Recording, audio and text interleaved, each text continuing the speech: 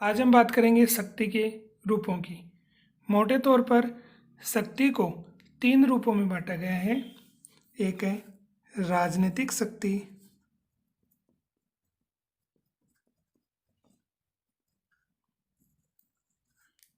राजनीतिक शक्ति, दूसरा है आर्थिक शक्ति और तीसरा है विचारधारात्मक शक्ति। तो सबसे पहले हम बात करते हैं राजनीतिक शक्ति के बारे में। देखो, राजनीतिक शक्ति का मतलब हो गया शासन की शक्ति से कि समाज के जो मूल्यवान संसाधन हैं, समाज के मूल्यवान संसाधन, समाज के मूल्यवान संसाधन। अब ये संसाधन कौन कौन से हो सकते हैं? तो ये हो सकता है कोई पद प्रतिष्ठा, कि समाज में किसी व्यक्ति को क्या प्रतिष्ठा प्राप्त है। इसके साथ साथ में कर, पुरस्कार, दंड,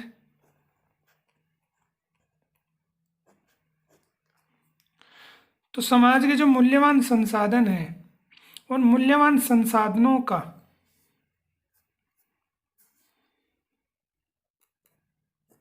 समाज के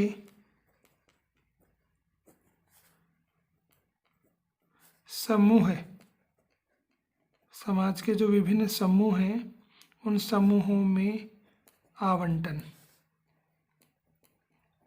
या बंटवारा।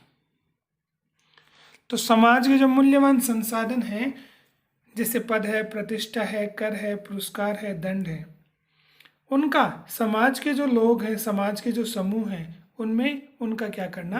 आवंटन करना या बंटवारा करना, वो हुआ राजनीतिक शक्ति। अगर साधारण शब्दों में हम समझें तो राजनीतिक शक्ति का मतलब है कि राजनीति का मतलब शासन और शक्ति का मतलब शक्ति। तो शासन की शक्ति किसमें विद्यमान है? वही राजनीतिक शक्ति में आता है। तो अगर हम देखें तो वर्तमान समय में शासन की शक्ति किसमें विद्यमान होती है? सरकार में। तो शासन को चलाता कौन है? सरकार। तो इसके 2 अंग माने गए हैं। राजनीतिक शक्ति के कितने अंग माने गए हैं? 2 अंग।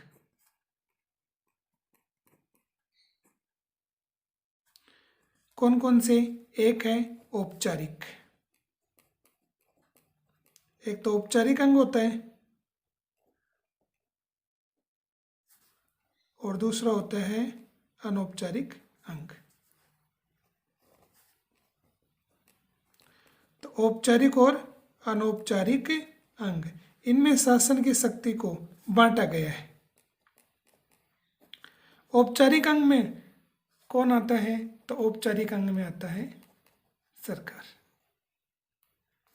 तो वर्तमान समय में देखो, शासन की शक्ति किसमें विद्यमान होती है? सरकार। और सरकार के 3 रूप होते हैं, या सरकार के 3 अंग होते हैं: व्यवस्थापिका,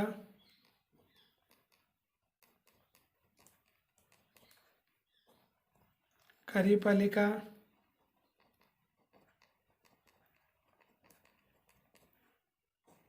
और तीसरा है न्यायपालिका।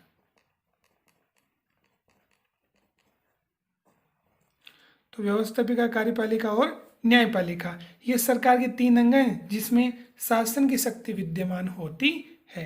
तो सरकार के माध्यम से शासन व्यवस्था को संचालित किया जाता है। लेकिन अनौपचारिक अंग भी होते हैं जो सरकार को प्रभावित करते हैं। ठीक है, व्यवस्थापिका, कार्यपालिका, न्यायपालिका इनको प्रभावित करते हैं, शासन की शक्ति को प्रभावित करते हैं। तो अनौपचारिक अंग में कौन कौन आता है? जैसे आता है राजनीतिक दल है, राजनीतिक दल, दबाव समूह है,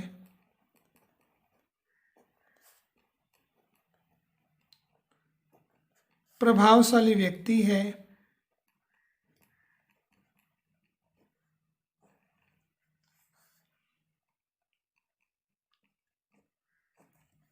तो किसी व्यक्ति के माध्यम से शासन व्यवस्था प्रभावित होती है, सरकार प्रभावित होती है। दबाव समूह, राजनीतिक दल सरकार पर प्रेशर डालते हैं सरकार को प्रभावित करने का प्रयास करते हैं, सरकार के कार्यों को प्रभावित करते हैं। तो इस प्रकार से राजनीतिक शक्ति को अगर हम समझें तो शासन की शक्ति किस में विद्यमान होती है, शासन को चलाता कौन है। तो वर्तमान समय में सरकार शासन को चलाती है, जिसके 3 रूप होते हैं, व्यवस्थापिका, कार्यपालिका और न्यायपालिका। तो इस प्रकार से सरकार को तो औपचारिक अंग कहा गया है। अनौपचारिक अंग में कौन आता है? जो शासन व्यवस्था तो संचालित नहीं करते, लेकिन सरकार को प्रभावित करते हैं, सरकार के कार्यों को प्रभावित करते हैं। तो राजनीतिक दल, दबाव समूह और प्रभावशाली व्यक्ति। तो इस प्रकार से राजनीतिक शक्ति के 2 अंग हो गए, औपचारिक और अनौपचारिक। राजनीतिक शक्ति के बाद में हम बात कर लेते हैं आर्थिक शक्ति के बारे में। तो नंबर 2 की बात करें, आर्थिक शक्ति।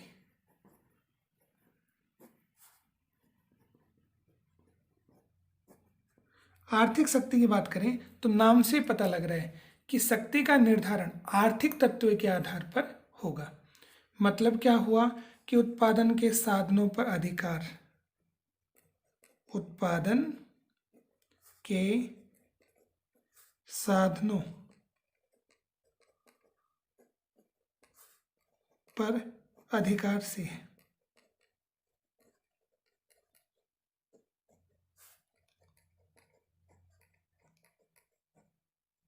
कि धन संपदा है, भूमि है, पूंजी है, तो वो जो उत्पादन के साधन है, उन उत्पादन के साधनों पर अधिकार किसका है? कि आर्थिक शक्ति के माध्यम से ही हमें पता लगेगा कि कौन कौन सा व्यक्ति शक्तिशाली है, कौन कौन सा व्यक्ति शक्तिशाली नहीं है। तो उत्पादन के साधन में कौन आएगा? भूमि है, पूंजी है, ठीक है। तो धन संपदा है, भूमि है, इन पर अधिकार किन व्यक्तियों का है? तो जिन व्यक्तियों का अधिकार इन तत्वों पर रहेगा, इसका मतलब उन व्यक्तियों में कौन सी शक्ति निहित है? आर्थिक शक्ति निहित है। तो उत्पादन में जैसे हम लें, साधनों में जैसे भूमि है, पूंजी है, पूंजी का मतलब धन संपदा से,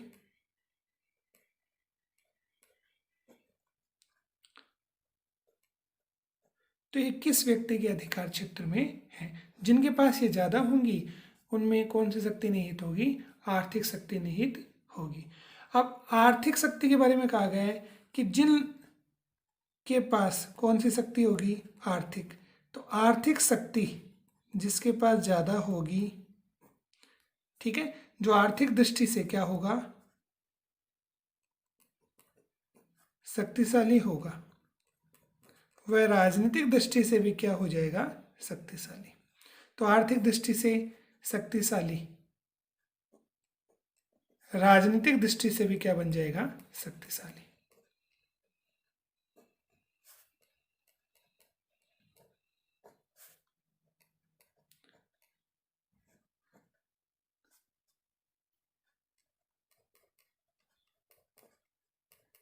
तो वर्तमान की हम बात कर लें तो अमेरिका अर्थव्यवस्था की दृष्टि से, आर्थिक दृष्टि से सबसे ताकतवर देश है और वर्तमान समय में वही विश्व की सबसे शक्तिशाली महाशक्ति है।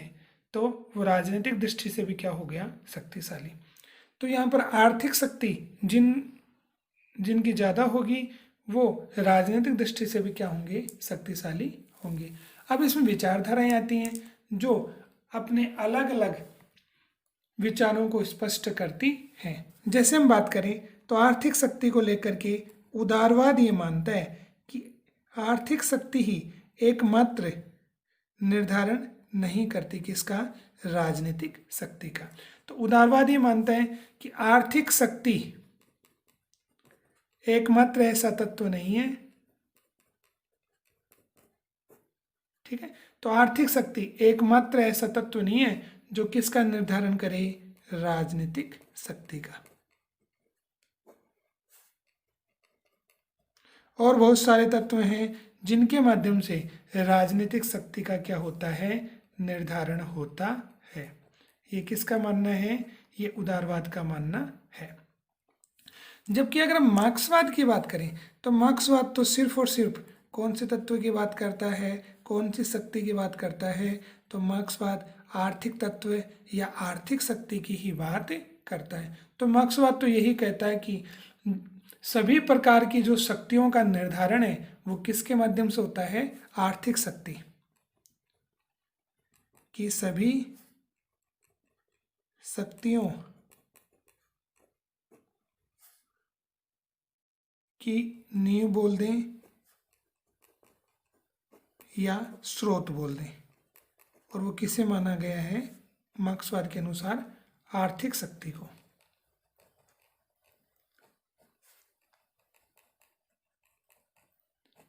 लेकिन अगर देखा जाए तो ऐसा नहीं है। तो मार्क्सवादी जो विचार हैं वो पूरी तरह सही नहीं है, क्योंकि राजनीतिक शक्ति सिर्फ आर्थिक शक्ति पर निर्धारित नहीं होती। तो आर्थिक शक्ति को पढ़ने के बाद में अगले रूप की हम बात करें तो आता है विचारधारात्मक शक्ति। तो नंबर 3 की हम बात करें, विचारधारात्मक शक्ति। विचारधारात्मक शक्ति, यहाँ पर देखो शब्द है विचारधारा, कि विचारधारा के आधार पर किसका निर्धारण होता है? शक्ति का निर्धारण होता है। वो कैसे? तो देखो, विचारधारात्मक शक्ति से अभिप्राय है विचारों का समूह है। विचारों का समूह है। तो विचारों का समूह जिसके आधार पर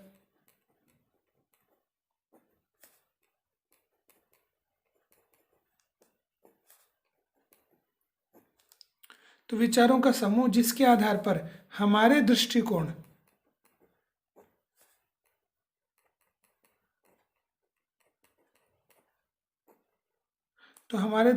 का क्या होता है? विकास होता है, निर्माण होता है। तो विचारों का समूह जिसके आधार पर हमारे दृष्टिकोण का क्या होता है? विकास होता है।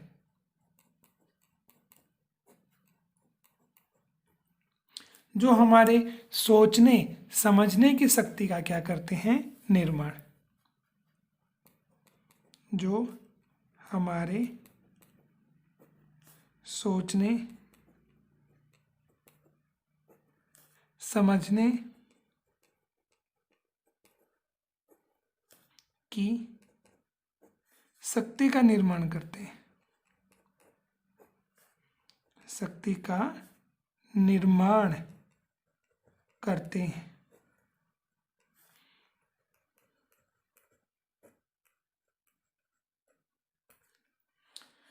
तो विचारों का ऐसा समूह, कि कुछ विचारों का ऐसा समूह होगा जिसके आधार पर हमारे दृष्टिकोण का क्या होता है? विकास। कि उन विचारों को पढ़ करके हमारे सोचने और समझने की जो शक्ति है उसका क्या हो जाता है? निर्माण हो जाता है। अब देखो, विचारधारा के आधार पर, ठीक है, क्या सही है क्या गलत है, ठीक है, इसका भी क्या होता है? निर्धारण।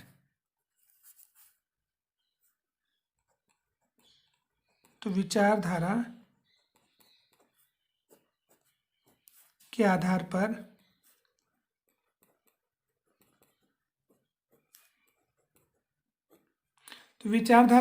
पर निर्धारण किसका होता है? शासन व्यवस्था का। कि कौन सी शासन व्यवस्था कौन से विचारों पर आधारित है? तो विचारधारा के आधार पर शासन व्यवस्था का निर्धारण होता है कि शासन व्यवस्था कौन सी विचारधारा पर आधारित है, क्या वो सही है या नहीं है। अगर वह सही है, उस विचारधारा पर आधारित है, तो लोग उसे क्या प्रदान करेंगे? अपना समर्थन, अपना सहयोग प्रदान करेंगे। तो एक प्रकार से वैधता प्राप्त होती है। ठीक है, अब देखो, अलग अलग देशों में हम बात करें तो अलग अलग देशों में क्या होगा? सामाजिक दृष्टि से, किसी भी देश की बात करें तो सामाजिक है, आर्थिक है और राजनीतिक है।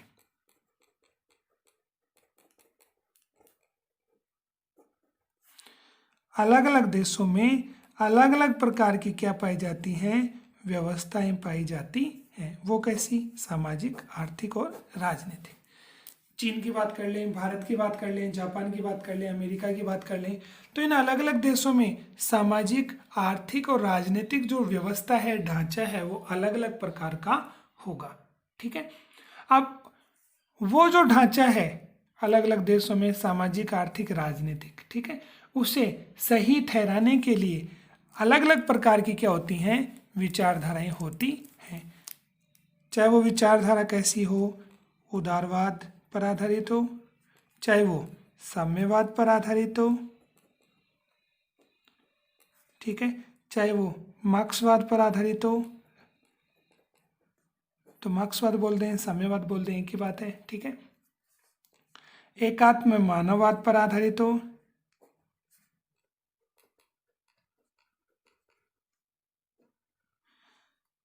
तो अलग अलग देशों में जो व्यवस्था पाई जाती है, चाहे वो सामाजिक, आर्थिक, राजनीतिक है, ठीक है, उसे सही बनाने के लिए कि ये व्यवस्थाएं वहाँ पर संचालित हैं। जैसे भारत में जो व्यवस्था संचालित है, ठीक है, वो समाजवाद पर आधारित है। ठीक है।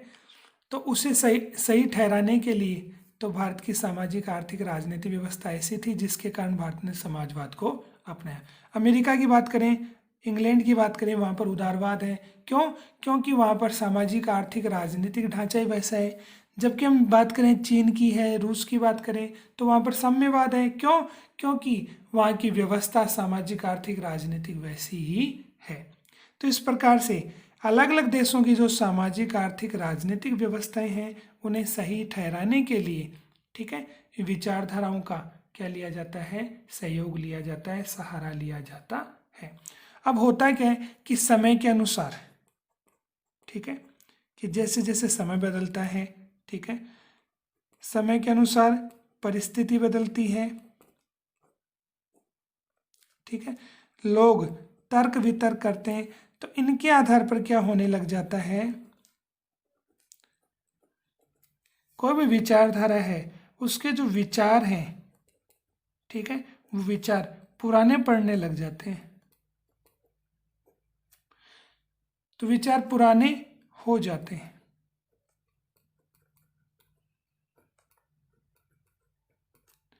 लेकिन फिर भी विचार पुराने होने लग जाते हैं, लेकिन फिर भी क्या होता है, कुछ जो लोग हैं वो इन्हीं विचारों से चिपके हुए रहते हैं। और वो किसके कारण, स्वार्थ के कारण। तो स्वार्थ के कारण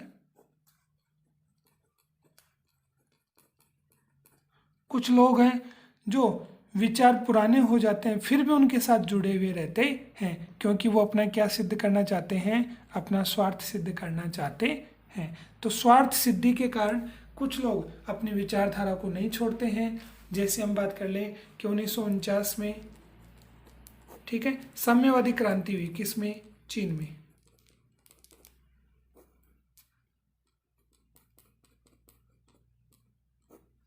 ठीक है, और ये क्रांति कहाँ पर हुई, चीन में।